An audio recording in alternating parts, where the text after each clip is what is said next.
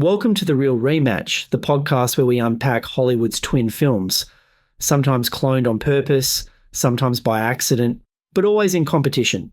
Today's matchup, Slasher Showdown, Freddy vs. Jason versus Alien vs. Predator, two franchise crossovers featuring iconic monsters fighting released just over 1 year apart. Which one triumphed at the box office? Which one endured in memory? And which horror showdown delivered the most satisfying clash?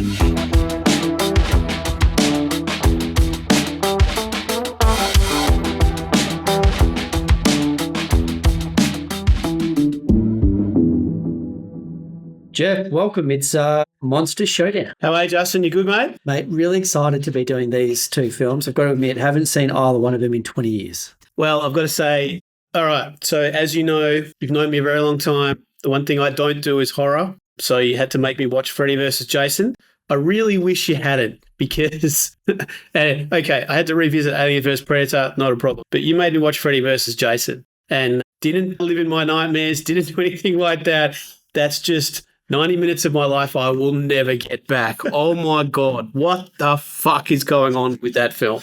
Seriously. And certainly by influence you to kind of delve deeper into the horror film genre. Oh, jeez. I don't know where I'm going to go from this one, that's for sure. You know what? I mean, again, haven't seen either one of these films in 20 years. Really had some pretty vague memories. You know, let's call them what they are, really. You know, they were really cynical cash grabs by, Green Studios, right? I mean, they both had been a long time in the making. So, yes. Alien versus Predator, everyone always talks about, the Alien Skull and Predator 2, right? And ever since then, it was speculated they were going to be making some form of, AVP sort of spin-off, even though it was really kind of like a reference, I think, to some of the comics that were coming out at the time. Freddy versus Jason, I think, was, really kind of like a horror nerd's kind of, sort of like wet dream. Bit of a tortured, I think, development process over almost a 2-decade period, which I know you've got some great research on. But again, I don't think this is Hollywood sort of copying each other other than copying each other's,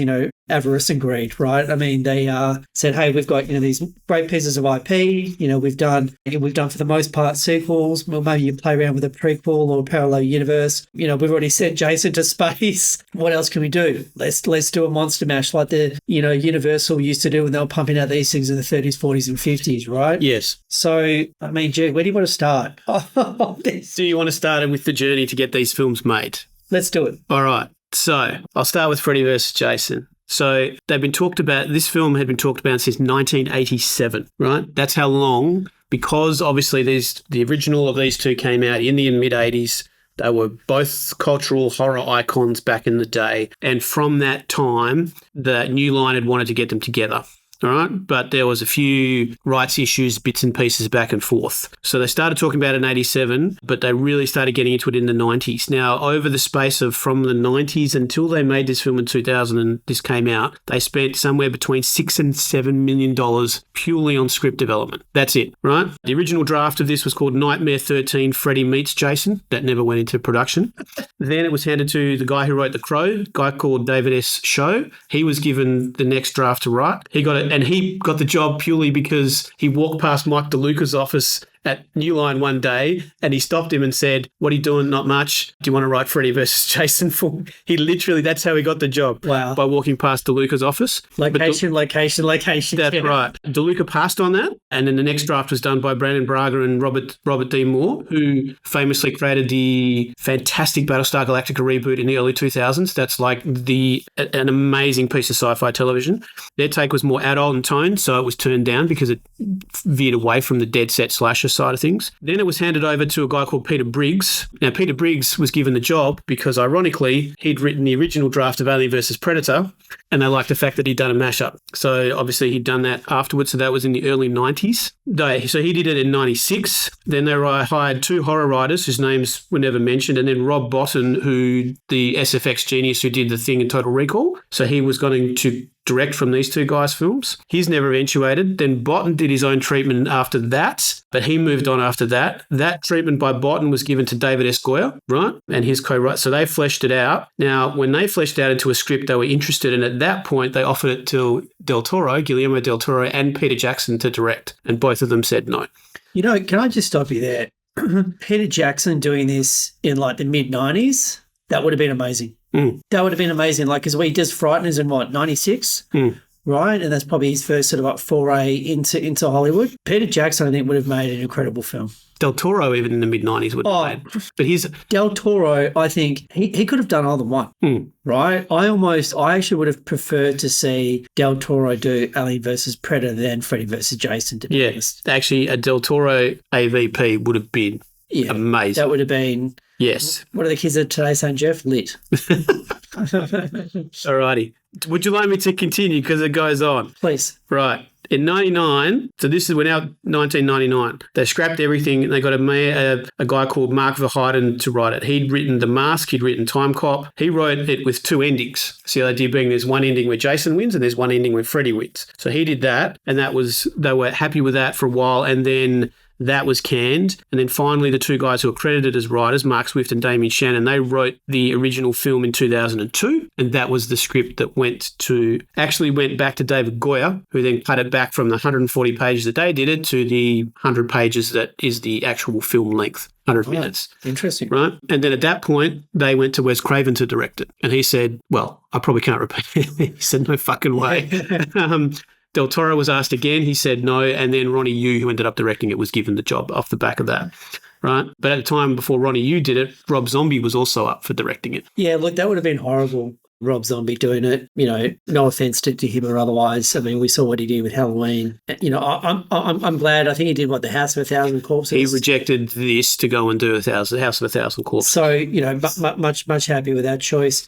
You know, Ronnie Yu, got to admit, other than, you know, Bride of Chucky, never really been on my radar. Like, certainly A Lesser Light coming out of, you know, Hong Kong and the phenomenal period of, you know, insane creativity, 70s, 80s and 90s that, you know, was sort of, you know, really pumping out of Hong Kong. And the world really, set up and took notice, you know, I believe really in the kind of, you know, that late 80s, sort of like early 90s period. Ronnie Yu was never on my radar. I mean, as I said, the first time he ever got on my radar was when he did Bride of Chucky, because, as you know, I am a horror fan. And you know, he did one film of note, you know, past this that I thought was interesting called Fearless with Jet Li in 2006. Yes. But again, never really on my radar. But you know something interesting about Ronnie Yu? Unlike Guillermo del Toro and, you know, Peter Jackson, who actually have quite a strong kind of like horror background in their, you know, filmmaking canon, is, you know, Ronnie Yu had never even watched any of the Nightmares, any of the Friday the 13th. And when quizzed as to whether or not that was going to be an issue, I think by Bob Shea, head of New Line at the time, he said, well, if you remember, I never watched any of Child's Play either, and he did Bride versus Chucky. Well, you know what? As part of giving this to him, he was essentially given creative freedom to do whatever he wanted with the script. And again, see my previous comment at the beginning of this, you owe me 90 minutes of my life back. Yeah, 97, I think, if you there you go. Include some of the credits. So, yeah, you know what? I mean, like, to your point, in terms of the ending, if I could just pick up on that, just rewind that comment from a few minutes ago, you know, apparently, you know, who's going to win? Because both franchises were quite beloved. From a box office perspective, Nightmare obviously outperformed Friday the 13th. And, you know, I think both of them have got, you know, material levels of sort of like cultural influence and relevance and otherwise, but, you know, really passionate fan bases sort of like of both. You know, I don't think you get sort of like more efficient brutality in the kills of Jason Voorhees, I think, than, you know, probably Michael Myers would probably say hold my beer, but yeah, him and Voorhees I think would be an amazing face-off if that ever came to pass, which it probably won't.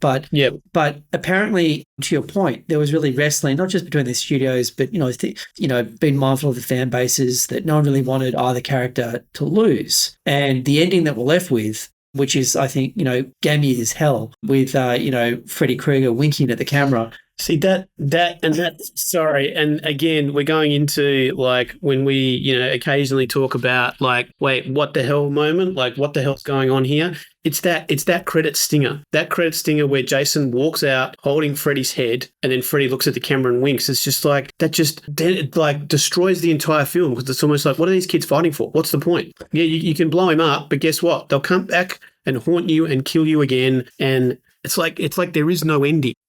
And to me, that's almost like that. I'm sorry, it's a shit film. That's my personal view, but that just took it even further down for me. You know what I mean? And look, let's you've talked about development hell and how it's been in the hands of so many different writers, and then it was kind of like cut back. Let's try and wrap our heads around the story just a little bit. Right. So one of the official synopsis is that it's been almost a decade since Freddy Krueger terrorized people in their dreams, and the townsfolk, want him erased from their memory. Right. However, Freddy has a plan to get back onto Elm Street. Right. So he's going to resurrect Jason Voorhees and send him off to kill. And the more bodies that fall on the ground, apparently, the stronger that Freddy becomes. This is until that, Freddy realizes, kind of like Frankenstein monster, what I've become, and this guy's going to be easily controllable. Now, again, that's kind of the official synopsis. There's a little bit of that at the start. It's not actually 100% clear that's actually what's happening, to be honest, right? And, then let's kind of like get into some of the other things that actually go through this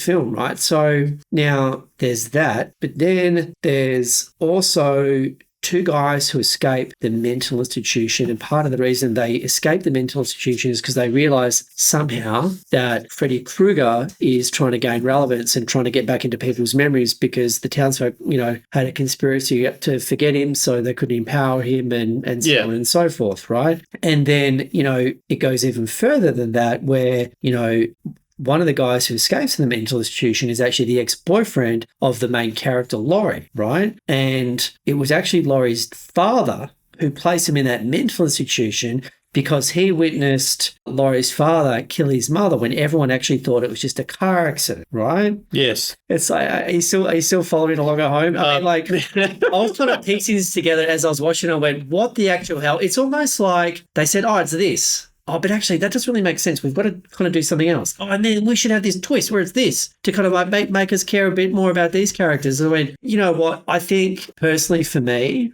I think what would have worked better is, find a scenario where both of these characters kind of like, coexist. And there was actually some research around, some of the things they were contemplating, right, as a plot device or a story or otherwise, that, obviously Freddy Krueger was a pederast anyway, and maybe he was actually one of the counselors at Camp Crystal Lake, and he, sexually abused Jason Voorhees. And, okay. And then they come, and you know what, like whatever that was, if there was something like that tied the two together in a more simple and organic manner. Yeah. Personally, as a lover of both franchises, I think that would have hit a lot harder. Like the fact that there was kind of like this somewhat sort of like team up at the start that wasn't really quite a team up and kind of like felt, a little bit forced. And then they have all this convolution in terms of trying to justify the plot or enhance the plot or, make it, I don't know, maybe a little bit deeper than it really was. Like it just kind of like lost it for me. Like and then you've got the whatever the drug is that they've been feeding to kids for however long, so they don't have dreams. And then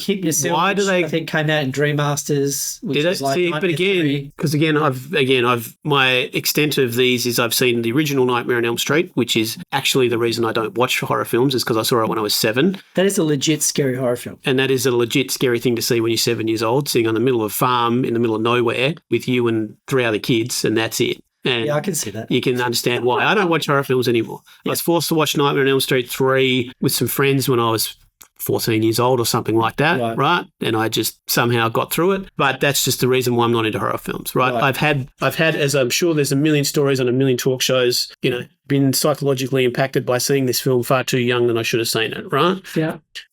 But then that's what you're saying is like, I had no idea that Hypnosil was from however many films prior, right? There's no explanation of it. They're just feeding, as far as I'm like, why the hell is this guy putting it? When I saw him put the drug in the orange juice to give to the girl, I thought he was just trying to make her go to sleep because she'd been up all night and witnessed that dude being stabbed in the bed, which is absolutely hilarious, by the way, when Jason murders the first boy after he's just got off with the girl and she's in the shower and he's lying on the bed. And it's a great kill. It just... Literally, but then he does. It's not just the fact that he just stabs him in the back 4 times. Fair enough. Could have left it there, not a problem. No, he actually then pushes the bed down in the middle and snaps the bed and the boy in half. I love that.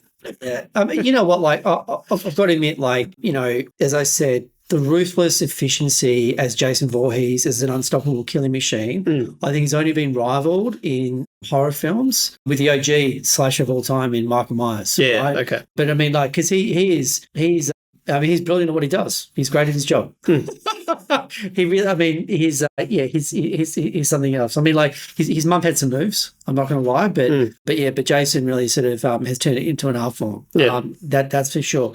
But yeah, I mean, like, really, I mean, I know these films aren't meant to have kind of like strong, sort of like strong kind of like scripts and stories and otherwise. But, I think some of the nightmare films are like really quite interesting in terms of, the exploration into, the subconscious and the human psyche and playing around with, that sort of liminal space between being asleep and being awake, or, in that process of becoming, one state or the other, or the transference of that. I mean, there's a lot of really interesting things in there. Yeah. They also had some astral traveling stuff, but you don't get that in this at all. Like, no, like you're right. It's. I mean, other than that montage at the start of the film, which I actually love, and it's like all these like different Freddy deaths, and it was interesting though watching it this time. Obviously, I haven't seen it in 20 years. But watching it this time, the montage was actually almost like a callback to other horror films, even though it was like a collection of, Freddy's best, greatest hits. Yeah. Right? It's like, there was a scene kind of like with the TV or whatever, and it was like, oh, it's kind of like a, a callback or a tilt of the hat to Poltergeist, right? And then, it's Freddy coming out of the bathtub, right? And it's almost like,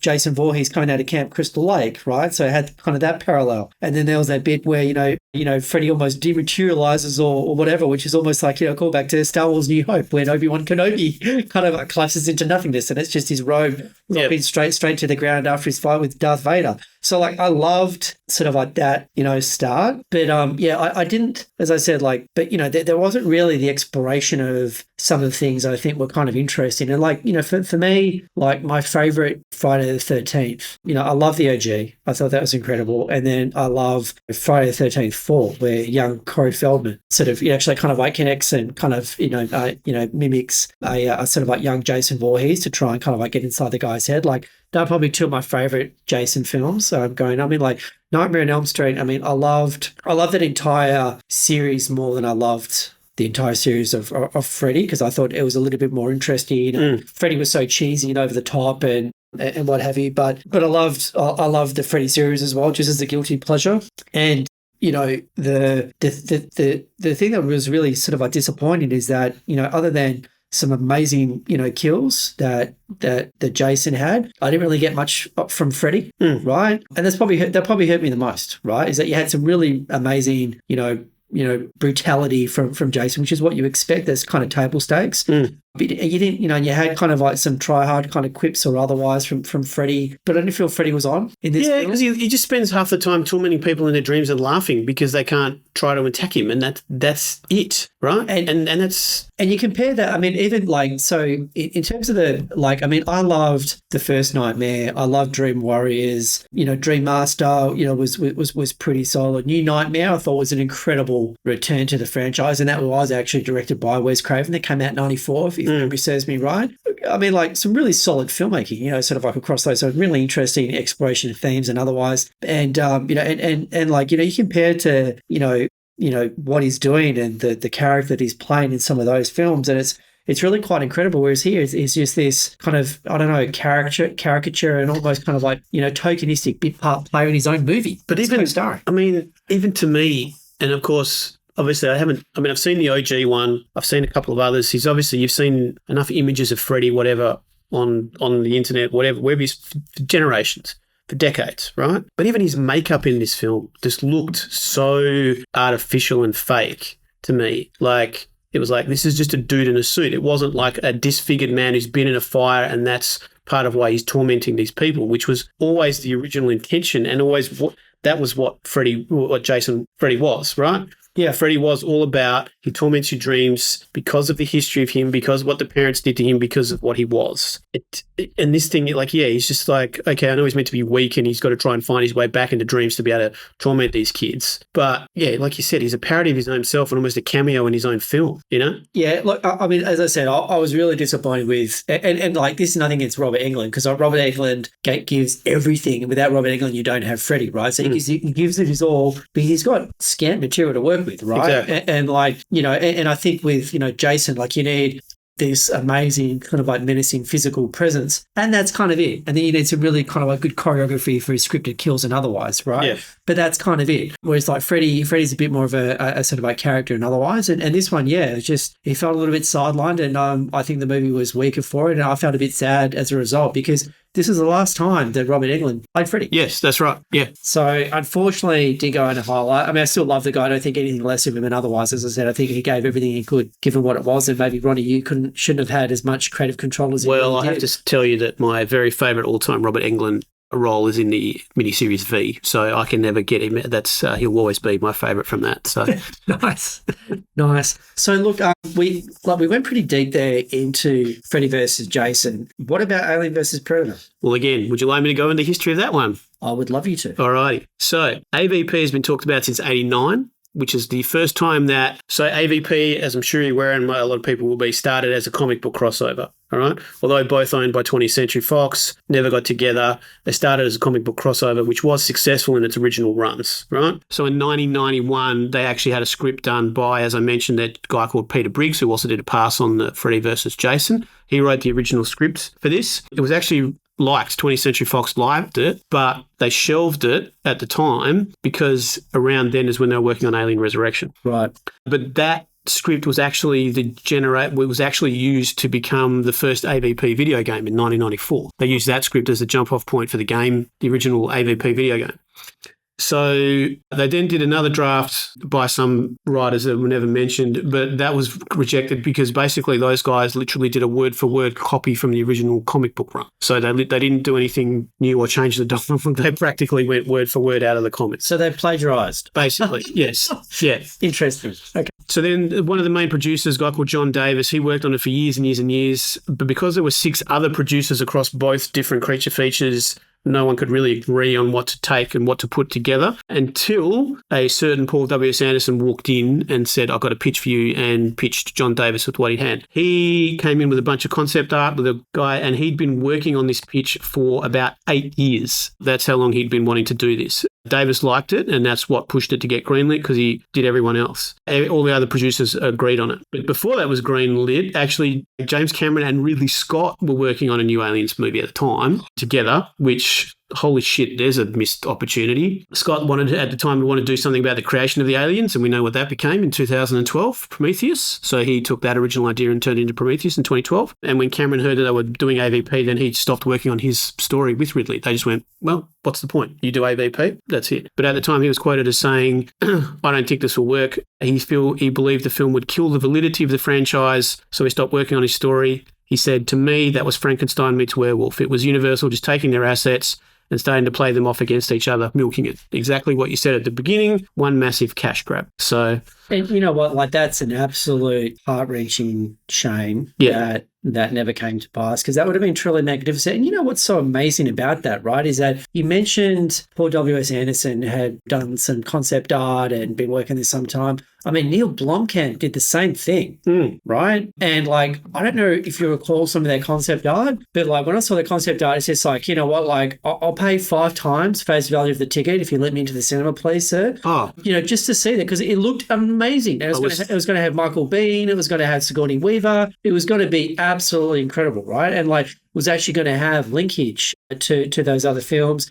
I think, if memory serves me correctly, I think it was still going to recognise Alien 3 in some way. Yeah, but not Alien Resurrection. But yeah, it just kind of like never happened. And obviously Ridley went on to make, you know, Prometheus and then Alien Covenant. And like you said about really kind of like, you know, created sort of like the universe, you know, and otherwise. But you know, I think maybe should have passed the baton, you know, because I would have loved to see Blomkamp's version. And look, I was so terribly disappointed when they said, Blomkamp's version is dead. It's like, really? That would have been phenomenal. I mean, it would have been amazing. And to hear the parallels with how Paul W. Anderson got the job. And you also mentioned how they did Alien Resurrection instead. So fun fact, I was going to go with this later, but like Paul W.S. Anderson was actually offered Alien Resurrection. Oh, right. But he actually couldn't do it. I think he was already contractually obligated or otherwise to do Event Horizon that also came out in 97. Yeah, okay. But apparently Paul W. Anderson, you know, not dissimilar to Neil Blomkamp, massive Alien guy, huge Alien fan, super fan. Yeah. And I actually think that shows in the movie, and I think we'll hit on that a little bit later. But, yes, you know, the other thing interesting about this, Jeff, is that apparently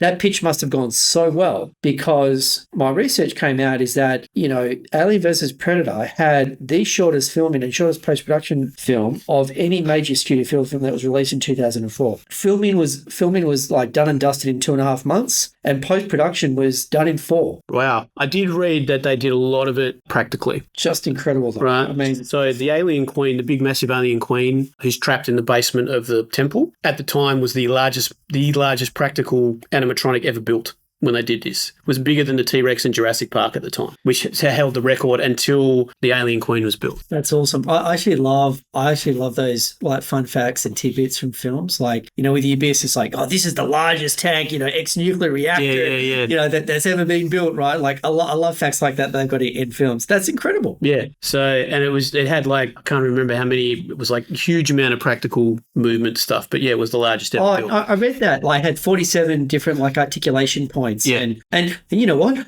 It was big. Yeah. It's biggest fucking alien I think we've ever seen in any of these films, across the franchise, right? Huge. Yeah. Like, it was bigger than, sort of like the original alien queen. The queen alien in Aliens, right? It was one big xenomorph. Yeah. That's for sure. Absolutely. So, Jeff, why don't you run the numbers? How are these films received? How do they perform at the box office? Actually, interesting how well these two films did. So they came out a year apart. Freddy vs. Jason came out in August 2003, and AVP came out a year later, pretty much in August 2004, right? All opened on 3,000 plus screens, but they did, considering what they are, particularly for me, I'm blown away how much Freddy vs. Jason did, right? So opening weekend, it grossed 36.5 million. And went on to do a total of $86.5 million domestically. It was the number one film at the box office for the first 2 weeks of release. Internationally, it did not as much. It took another $32 million, so it ended its run with about $115 million. But it had an economical $25 million budget, so it returned 4.5 times for the studio. AVP opened wide and took 38.2 in its opening weekend and grossed eventually about $80 million domestically. Internationally, it did some really good business, took $92 million, and so ended its theatrical run with about $172.5 million in box office, but it had a bigger budget, around $70 million, so it only returned 2.5 times for the studio. You wouldn't say these films are praised universally. As of now, Freddy vs. Jason's at 41% on Rotten Tomatoes, 5.7 out of 10 on IMDb, and 37 on Metacritic. AVP is even worse on Rotten Tomatoes at 21%. It's also 5.7 out of 10 on IMDb and only 29 on Metacritic. Yeah. And even audiences, 50% for audiences on Freddy versus Jason and 39% for AVP. You know what? That really surprises me somewhat, and I'd love it if they actually broke that down, from a geographic perspective, like some of those results. Because when I look at the numbers, just as you've presented them, Jeff, and thanks for that research, is that, Freddy vs. Jason, obviously, beloved in the US, doesn't really have that cross-cultural appeal that the Alien versus Predator films does. Yes. I mean, it does the majority of its box office in the US. Really in its home territory, right? Yeah. It makes less than half of that globally, right? Whereas Alien versus Predator made more internationally than it did domestically in the US. So I'd also, I guess a theory that I'd have, because I actually think Alien vs. Predator as a pure piece of entertainment and film and otherwise is probably, better crafted, I think is a little bit more coherent. Yes. I think, greater sort of production value and I think that it's more of a complete film. Yes, right? I agree. Than Freddy versus Jason. So it leads me to think is there kind of like US and or even sort of like North America sort of like bias for people who are, self-reporting in terms of, the popcorn meter, because I know the tomato meter is obviously just critic based. So same with Metacritic, but then also with Internet Movie Database, do more sort of like US, based audience and North American based audiences use that and international less so, because, to me, not to say that Alien versus Predator is like, like a museum piece or otherwise, it's got, more holes in a piece of Swiss cheese, right? But as I said, upon rewatch, it feels like a reasonably sort of like tight, got some really interesting ideas. I think some really nice callbacks, roughly within the same running time, I should say, as Freddy vs. Jason. Freddy vs. Jason feels like a fucking 3-hour movie. Yeah. Right? Yeah. And it goes for like 97 minutes. Yeah, exactly. Right? You've got 101 minutes with Alien versus Predator. I think that's all in with credits. But you feel every minute of that. That's the thing about Freddy versus Jason. It's just, it was a drag to get through it. Like, you're right. It was a mission to finish that film. Totally a mission to finish it. So let's talk about directors. Like we've touched on Ronnie Yu when we were doing Freddy versus Jason. I don't really have much more to add. As I said, majority of sort of his filmmaking, biographies, sort of films of, I guess various levels of popularity, for the most part in sort of Hong Kong in the 80s and 90s. Yeah. Had a small crossover, but not massive, with a film that came out in 1993 called The Bride with White Hair. And that kind of, hit with Western audiences. And I think that, as I said, roughly around the same time that there was a fair amount of crossover where, you already had like John Woo. Yes. He came to, sort of like the States, and he made sort of Hard Target. I think it was pretty much same year, 93. Yep. You had Troy Ha kind of like coming up. You had Ringo Lam. You had other guys like that around that time. So the fact that he's hitting at that time that, again, it's in the zeitgeist and, those films are really coming to prominence and kind of getting discovered or rediscovered by Western audiences. And like, it's almost like, I know it was probably happening like late 80s and, but the early 90s also when, Western audiences really sort of like picked up and, Jackie Chan. Yeah. He's a supernova talent. And yeah, he is. Yeah. And he's been doing this stuff for like 20 years in Hong Kong. Yeah. So that was really all I've really got on Ronnie Yu. But if we go to Paul W.S. Anderson, I think for me, looking at his filmmaking biography, this is almost kind of like the end of his peak of his, but let me have a caveat on that, right, is that he made Mortal Kombat in 1995. He made Event Horizon in 97. He made Soldier, which I personally really, really love. It's a Soldier. massive guilty pleasure of mine. Yeah, me too. I know that had a huge budget and bombed. Yeah. Right? But I love that. And, I do too. And, fuck everyone for not liking it when it first came out because it's incredible. Like, Kurt Russell, Killing Machine, like, science fiction. What else do you want? Yeah. And anyway, so he does Soldier in 98. He does Resident Evil in 2002. And then he did this in 2003. Yep. Now, that's kind of like the peak of his kind of like, sort of like powers in terms of creativity as a filmmaker and relevance. Now, that being said, he went on to make another 3 Resident Evil films. And they all did killer box office. Like, again, much larger internationally than US domestic, but like, huge franchise. And like, not many people get to do huge franchises, in their career, let alone participate in a single chapter of a franchise. Yes. And he created his own. Yeah. Right? Fair enough, it's off the back of video games and otherwise, but, credit where it's due, right? But this to me is almost kind of like the peak of his kind of like, creative and kind of like filmmaking prowess. And then he sort of like, cashed out in a couple of sequels of Resident Evil. But, outside of that, hasn't really done anything of note. No, I mean, you look at like, what did he do? I was looking him up and it was like, yeah, he's got Monster Hunter, which just came and disappeared. And then the one he did with Dave Bautista, which was called The Lost Land or something. And he also did like Pompeii. And I think that another Australian callback that had Emily Browning in it and stuff like that. And again, they did no business. And so like, again, like, we're talking about, a few episodes ago, like, about White House Down and Olympus Has Fallen. And White House Down was almost like the last hurrah, I guess, of relevance for Roland Emmerich. And, I think, this wasn't Paul W.S. Anderson because obviously he created an amazingly financially successful kind of a franchise in terms of Resident Evil film. And he also, married Mila Jovovich in 2009. So I think, that's certainly up there in terms of maybe not a career achievement, but personal achievement.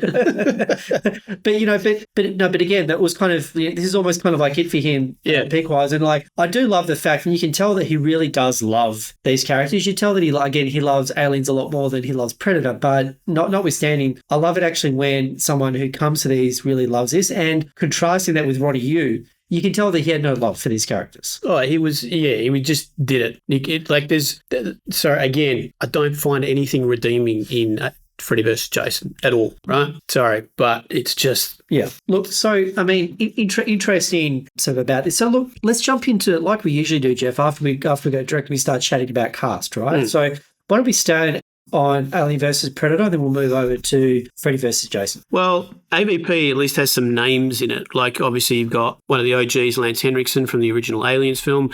I like the fact, and I get, and this is something that Paul W.S. Anderson did on purpose anyway, is making him Wayland. Do you know what I mean? So the idea being that if he's Wayland back at this point, then his body and face is what's used for Bishop as one of the things in the future, right? You've got Sanaa Lathan, who was on a bit of a rise at the time, but she's really not done a hell of a lot more of this. She came out of Blade previously before this. Ewan Bremner, again, just one of those Scottish guys who's been around forever. most famously out of Trainspotting. Can I hit the pause button just on those two, if you don't mind, right? Let me go back to Sanaa Lathan. So obviously prior to this, she had a small role in Blade, right? Yep. In 98. She starred in Out of Time in 2003 with Denzel Washington. Yep. Post this, she did a lot of voice work for the Cleveland show The Family Guy. Yep. She was in 4 episodes of Succession. Okay. So that was season 3. She was also an American Assassin. They had like Michael Keaton was in that one. And, The young was fella. Taylor Kitsch. Was he? Yes, I think he was in that one. Him? Yes. In 2017. She was also in Now You See Me 2 in 2016, right? I don't remember in that. So it hasn't exactly like shot the lights out, but still turned in some culturally relevant, I think quite important sort of like work over the time. Yeah. Now, I mentioned, I always like to say kind of like, they're on the crest of the wave, they're only just starting or at the end, or otherwise it's a bit of a resurgence. Ewan Brenner is at the end of his peak career run. Let me reel this off for you. So he was obviously spotting Trainspotting. Yes. Everyone remembers him. That came out in 96, right? He was in Snatch in 2000. Ewan Brenner was in Snatch? Yeah, he was in Snatch in 2000. And then as a double header, right, he was in Pearl Harbor and Black Hawk Down in 2001. Right? Wow.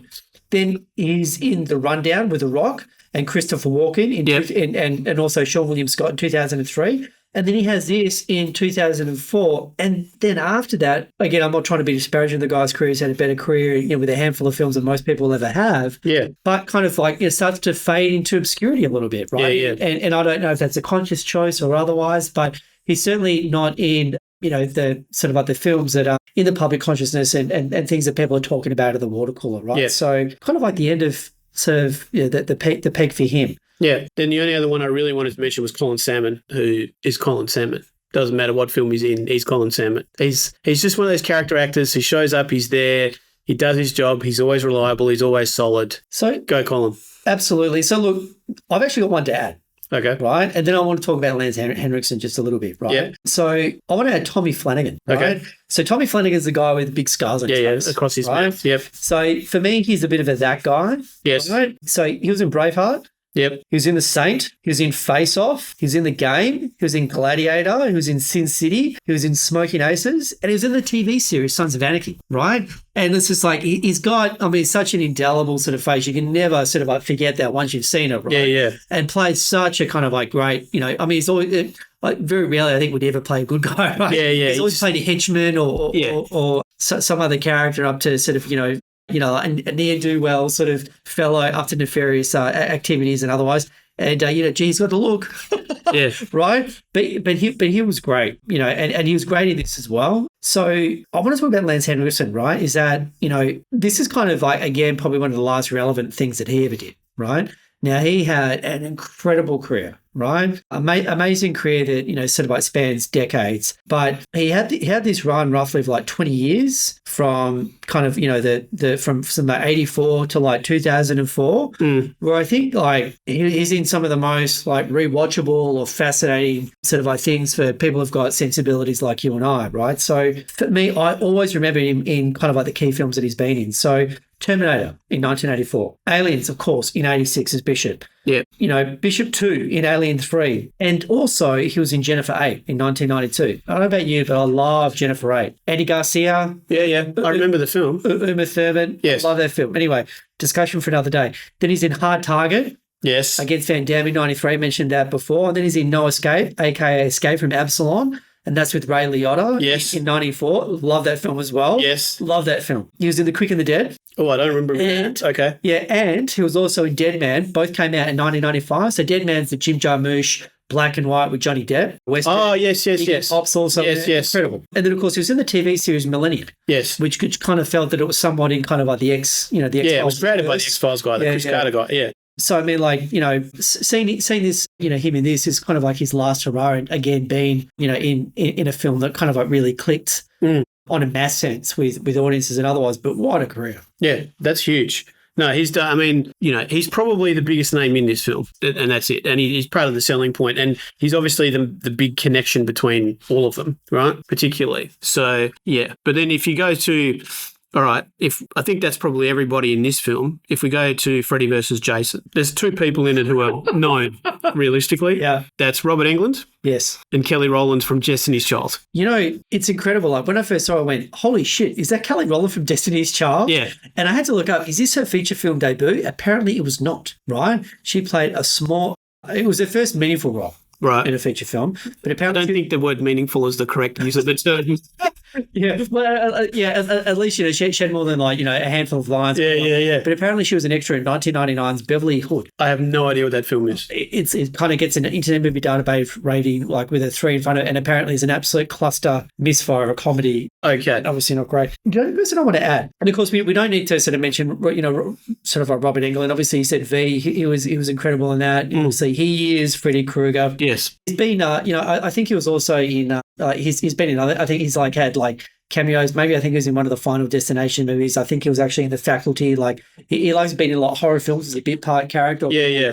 Put him in their film. So he's done a lot of that stuff. I don't have that sort of list in front of me because I don't think, again, that it's really sort of about him, given how the Freddy versus Jason movie was executed. With him being a bit part character. But there is one guy who jumped out of it, and that is a guy called Lachlan Munro, right? So he plays Deputy Stubbs.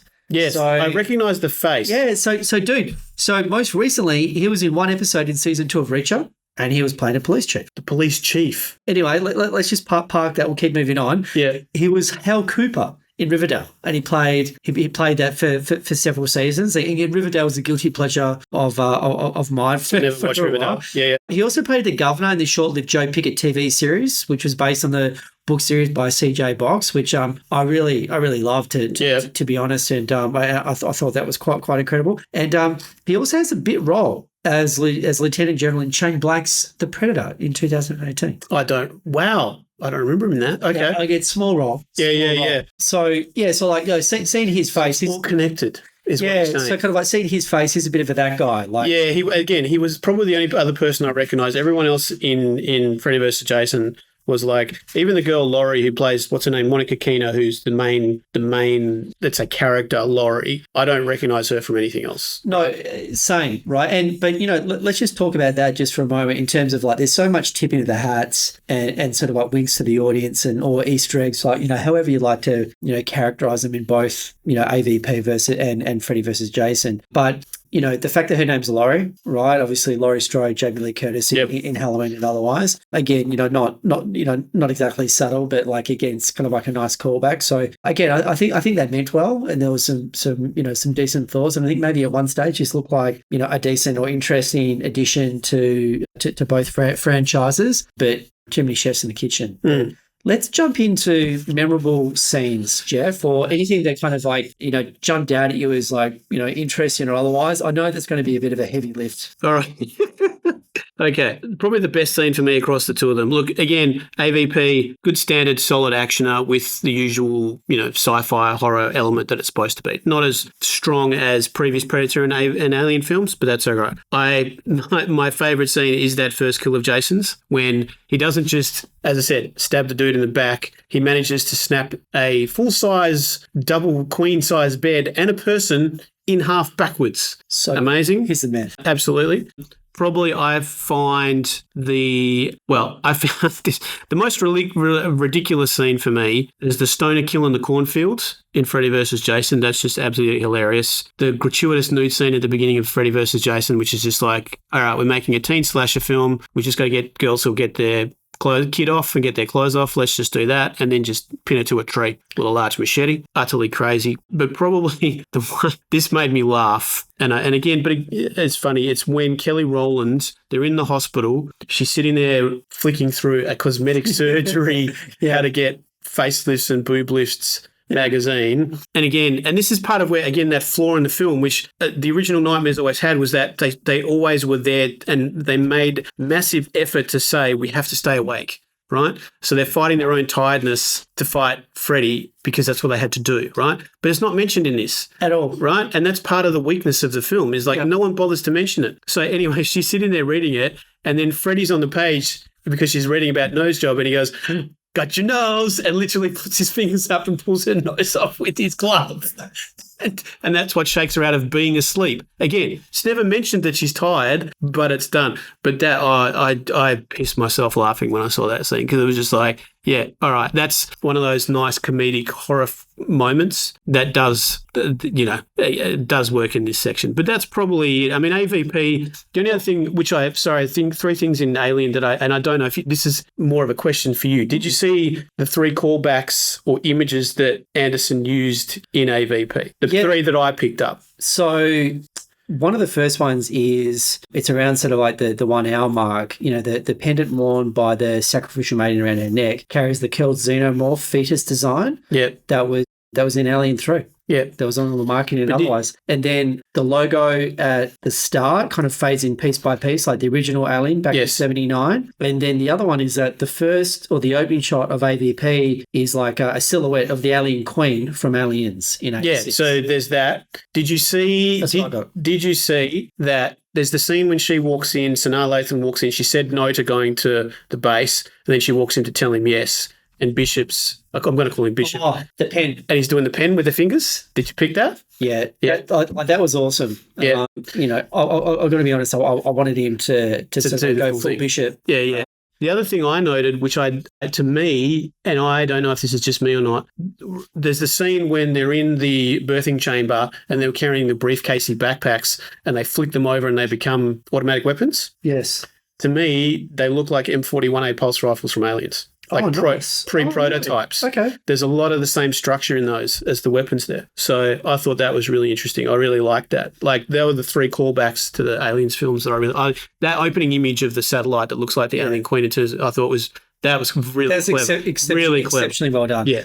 Well, I mean, there's also a callback to the Predator films, right? With the phrase, you're one ugly motherfucker. Right? Obviously, that's used in both in Predator and the sequel. So yeah. And the mask designs of the 3 Predators in this film are actually based on the 3 Predators that appear at the end of Predator 2. Yep. So I've got a couple more, Jeff. Okay. So let me go your favourite, Freddy versus Jason, right? So there's a couple of cool things. There's an actress called Catherine Isabel. She plays Gib. Right? Towards the start of the film, she's wearing a patterned brown, orange, red dress with the pattern of a cross on the hem of the dress has really the shining sort of hexagonal carpet vibes to it. Right. I was like, that's cool. Like, well done. Didn't pick that up. That was pretty cool. There's also a scene, again, sort of like first set of the film where there's missing children posters on the wall and they turn and follow Laurie as she's like walking down the hall. Oh, yes. I thought again, like, that was pretty cool. Yeah. Right?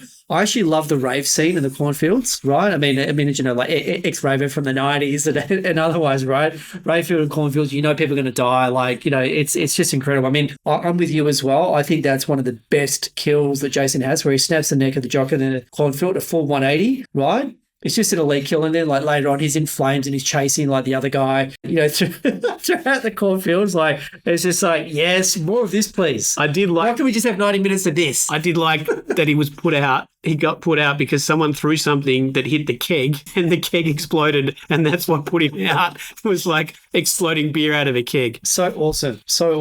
I mean, there's probably another couple of things that I'll just mention, right? So is that, to me, I don't know if you saw the guy who's actually wearing a beanie and he's smoking a joint at the rave, right? He's wearing a beanie. He's giving off serious J from Bob from Yeah. Silent Bob and Jay vibes, right? Yeah. And then later on in the film, he's kind of like, I don't know, he's entranced by sort of, or hypnotized or otherwise by Freddy Krueger, and he gets 2 syringes, right? And he plunges them either side of the neck straight into Jason, right? And Jason, without missing a beat, just gets his machine, just slices it. It's like, yes. Yeah. Like, as I said, like, so there are moments in Freddy vs. Jason for me as a horror fan that I was just like, you know what, like, there's some good stuff in there. I also thought Will, who plays Laurie's girlfriend, like, he kind of gives off, and I do this all the time, like compare and contrast to other actors and otherwise, like, but he kind of gives off these really kind of like cut rate Matt LeBlanc vibes. That's it. Yeah, very early Matt LeBlanc. Very early.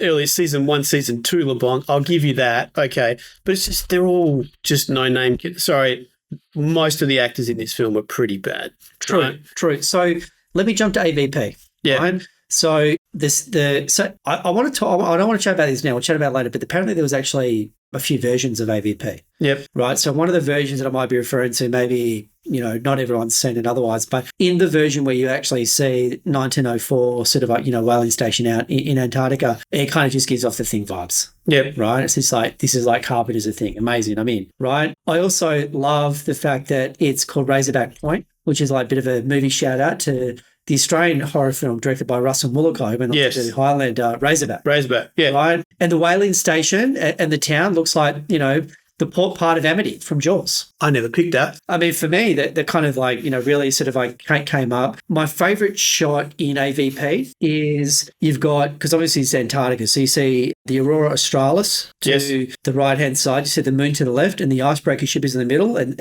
you just see in its wake as it moves away from camera. It's a beautiful shot. Yeah. I think that's incredible. There's some cool stuff in this film. So it's actually a rip-off of a True Romance line. And as you know, True Romance is probably my favourite film of all time. And it's Sanaa Lathan, and I hope I'm pronouncing her name correctly. She goes, I'd rather have one and not need it than need it and not have one. Obviously, that's spoken by Christian Slater's character. No, it was the blonde girl who said that to Sanaa. No, she. Oh, is it the blonde? Because she's asking. Is it short? The French girl. Right. Because she's asking her why she needs to. So she's the one who says it to Sanaa. Sanaa, yeah. Sorry, I don't mean to correct you. No. Sorry, absolutely. And actually, let's talk about that spiky blonde hair lady. Yeah. Right. So again, she's kind of giving off Veronica Cartwright in Aliens, in Alien. Vasquez in Aliens, and Stinging June vibes, right? So it was obviously a look, that is clearly timeless, because that's a sort of like almost like a 25-year span, right? Yeah. So well done for that. But like, there's also that shot where the crew are abseiling down the ice tunnel towards the pyramid, the one that's done at a perfect 30 degree. Kind of, it feels like a bit of a Predator callback when they abseil from the helicopter into the jungle. I actually love the AVP wall art on the temple/pyramid. I think that's amazing. And there's like real scenes like towards the start when they're really sort of exploring and investigating that sort of temple pyramid thing at the start. That like you really see the Temple of Doom and Raiders of the Lost Ark kind of influences like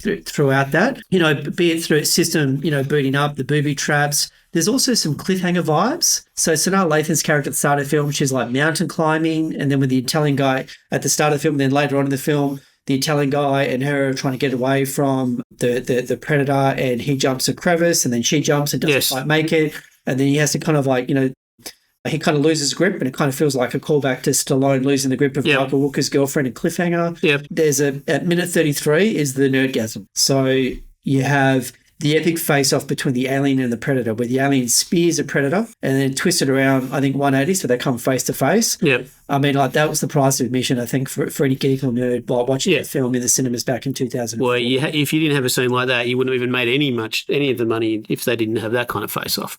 Exactly. And the other thing I wanted to mention is the baby chest burster that leaps towards I call him the badass predator, because the other two predators, they kind of like fold and just get kind of eviscerated by the alien. So he seemed to be the most aerobic and badass and competent and skilled and adroit at fight and otherwise than they've ever been in any of those films. I think it's because, again, Paul W.S. Anderson, he loved Alien, obviously with every fibre of his being. Yeah. But anyway, the baby chest burster leaps towards the badass predator. So he's the guy, the predator that survives towards the end. So I call him the badass predator. Yeah. And he's also the only one that seems to use his laser cannon and stuff. Like, he just seems the competent predator. Right? I've called him the badass predator. But the baby chest burster leaps towards him, right? And the badass predator just one-handed grabs him and just snaps his neck with his thumb. Yes. It's like, that's awesome. Yeah. More of him, please. Yeah. Right? So that was kind of the things that really kind of like jumped out at me as being, memorable or cool or interesting or otherwise. Yeah. But what you just said there goes back to what you were saying earlier about the fact that this film was made almost with more care. You know what I mean? Like, there's forethought in everything he's done. He's stylized it. He's gone into it with love to make this product, right? So, whereas, as you said, Ronnie's just gone, I don't really give a shit. I'm here to just snap people in half and kill people. So exactly. Yeah. So Jeff, now I guess, have you got any sort of like trivia or fun facts that we haven't really covered that you probably want to surface at this point? Well, alrighty. So at one point, right, so the big thing about apparently there was a bit of controversy around the casting of Jason in the film. So there was a guy called Kurt Hodder who'd been in he'd played Jason in the 4 previous Jason films, whatever they were called, and I would not know. You may know better than me. But Ronnie, you chose a guy called Ken Kersinger to be Jason, and the reason he chose him, who actually played Kurt Hodder's stunt double in some of those other films, but he chose him because he's actually taller than Kurt Hodder, and he wanted Jason to literally be dominating Freddy when he stood over him.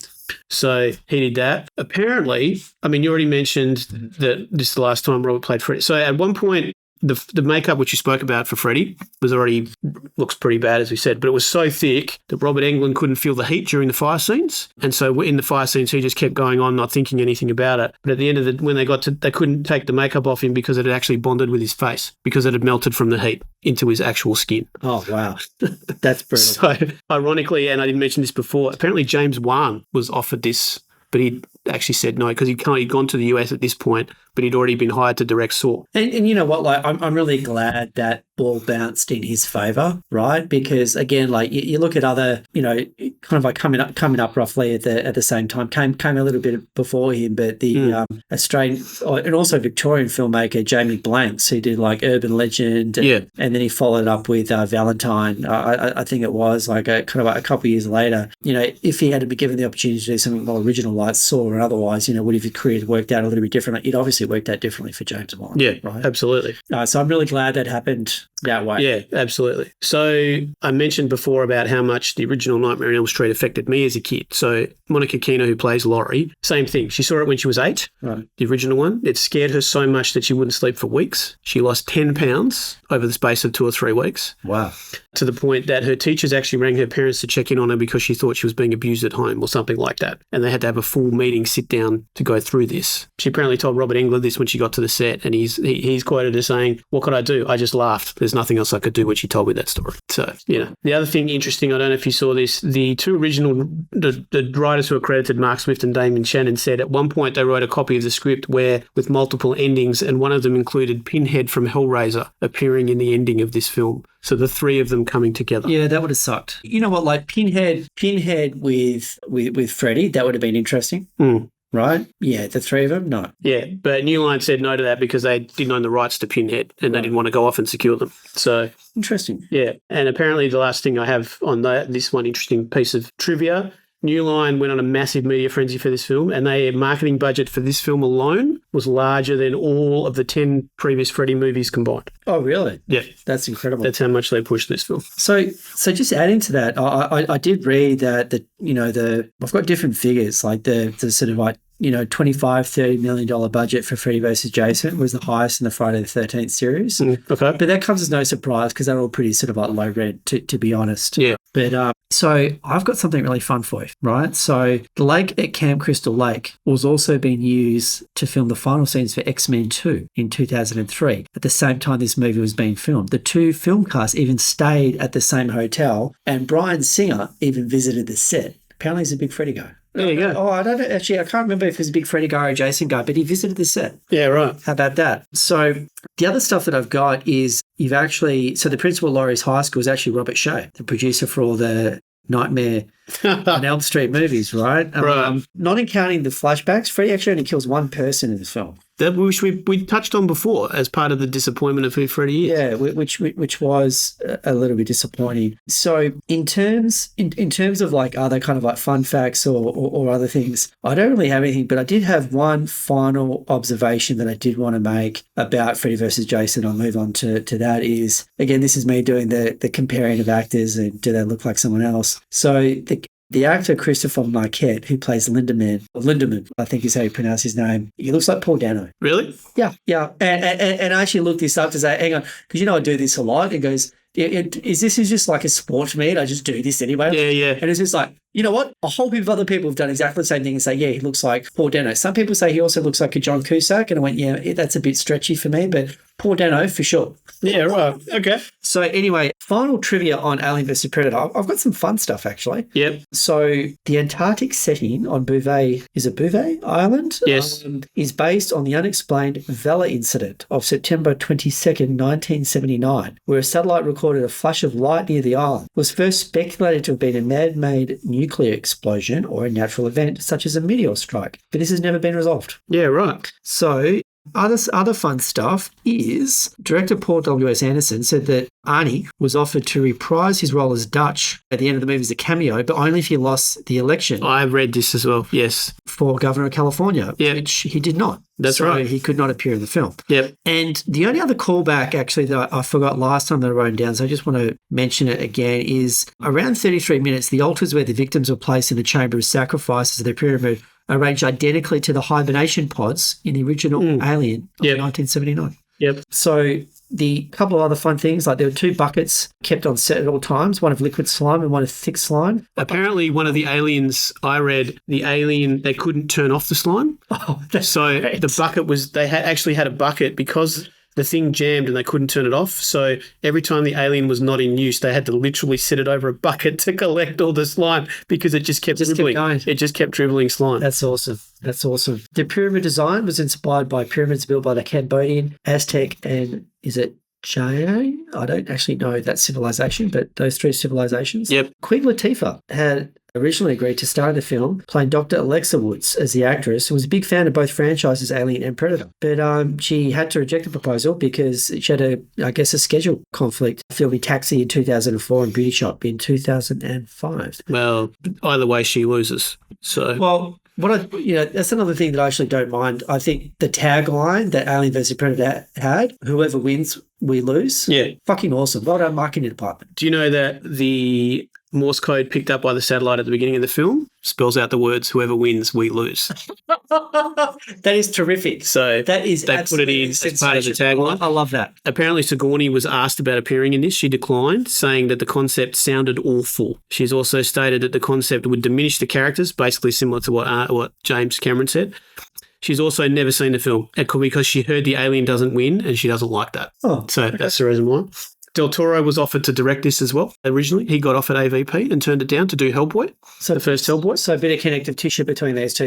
Yep. Beautiful. No one ever says the words alien or predator in the movie. How about that? It's never meant. They never say the word alien or predator. Now, this is a very geeky moment. So you may not, at the very beginning, I was talking about the guys who wrote drafts for Freddy versus Jason. One of them was a guy called Mark Verheiden.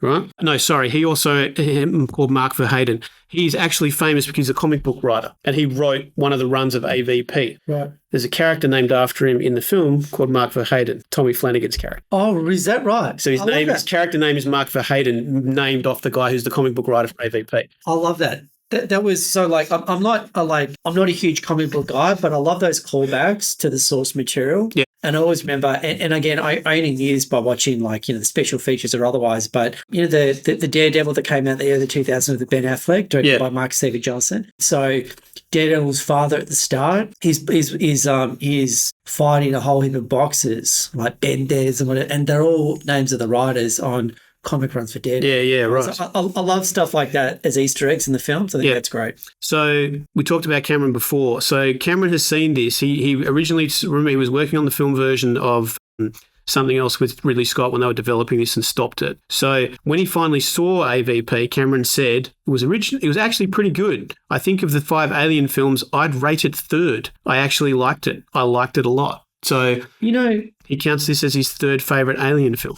That's interesting. I mean, look, I've got to say that I enjoyed it a much more the second time than my memories from 20 years ago when I first saw Alien vs Predator. And maybe I've got to rewatch this again. But I always saw Alien 3 was a bit of a letdown. But I remember watching the extended cut when the Alien quadrilogy I think was released. Yeah. If you remember that. Yes. And they added an extra 30 minutes of footage. A lot of it was done sort of like up front to Alien 3. And it just made me, and like, my estimation of the film jumped several notches. And it's almost, I wish that, David Fincher had more than a week of pre-production and actually got to have some freedom and otherwise, because as history's proven, he is a genius. And if he had a bit of time, I think he could have created something quite great. And maybe James Cameron would be saying something different now, but Absolutely. he can only comment what's theirs. Exactly right. So I appreciate that. Conversely, when Ridley Scott has never seen any of the AVPs, not this one nor the even worse sequel. And again, that doesn't surprise me. He's kind of he's rightly very proud, and I think, you know, of some of the masterpieces that he's created, and he's also a bit of a curmudgeonly sort of old geezer from what I read. Oh, he's old school. The last thing I wanted to mention, so AVP, Alien vs Predator, is the only film in both franchises that's rated PG. All the others are rated R because obviously they're pretty hardcore. There's action, there's violence, there's death, there's blood and all that kind of stuff.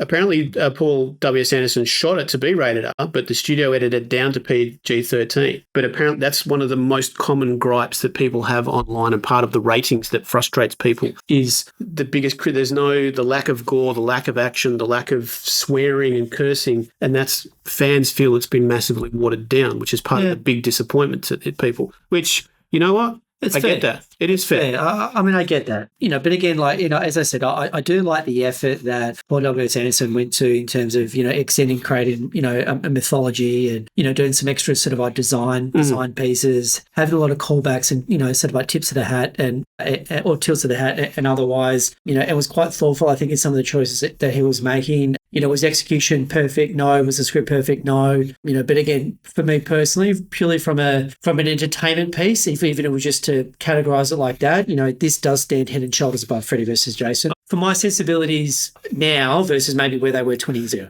Well, given the way we started this one, you know exactly where you don't even have to ask me who won this one. I will hands down put Alien versus Predator as the winner of this clash, definitely. So Jeff, you know. look, the final note I just wanted to leave on, and look, I'm obviously in your corner sort of like with this one. I don't think either one of them had an enduring legacy either, even though Alien vs Predator had a follow-up, Requiem, which I think was just a steaming pile from memory. It's the Freddy versus Jason of the AVP franchise. There you go. So that's coming off a pretty low base just there. So as I said, there was actually more than one version of this of AVP. Yep. Right. So, and I only found it out because, as you know, like you and I were kind of like sharing our files and otherwise, obviously of store bought and purchased, you know, entertainment. And I think when I think kind of like, you know, you shared a version with me, I shared a version with you, whatever it was, I think it was actually the unrated version, which came out in 2005. Right. So this version runs roughly like 8 minutes longer than the theatrical cut, and it includes that extended opening scene that's set in 1904 at a whaling station, right? There's additional character development scenes, there's enhanced violence and gore, there's added CGI blood effects, there's more explicit depictions of deaths and creature battles, right? Okay. I picked up on this because, you know how I had some technical issues? Yeah. We're messaging each other. Yes. And I started watching then this on AVP on Disney Plus because obviously they bought Fox. It was a Fox property. And I was like, am I watching the same fucking movie? Where's the start of this movie? Because there's no 1904 whaling station. Yeah, It's actually one of my favourite scenes in the movie. And I think adds a lot to AVP. Yeah. Right? So, and then apparently beyond that, and I don't have much detail on this, I don't know how much of this is actually accurate, there was an extended cut. So this is apparently above and beyond the Ultimate Edition. I've really got scant detail on this. It was only released in the UK and Australia, and it was a unique version, often referred to as the Extreme Edition. Okay. So it obviously includes the 1904 prologue from the unrated edition. Yes. But it does omit the additional gore and the extended scenes found in the full unrated edition. It omits them. Yeah, so it's got that scene up front. Yeah, it obviously dials down some of the gore and the other stuff that the other one had. So I thought it'd end on that. But it's interesting how these things kind of like bounce around and otherwise. But yeah, look, AVP for me. In agreement on this side too. Happy. You know, sort of like happy to have revisited. Got to be honest, probably would not be revisiting either one of these films. I definitely. For the next 20 years. No, I mean, I will completely agree with you on that one. And yes, we've done it. It's all good. Now, Jeff, tell me, what do you need for the next episode? Well, my friend, I think I feel the need for speed. We're going to look at some fighter planes, fighter jets. Next time around, we're going to do Top Gun versus Iron Eagle. Never say die. Iron Eagle. Sounds good, my friend. I'll see you then. See you, Jeff.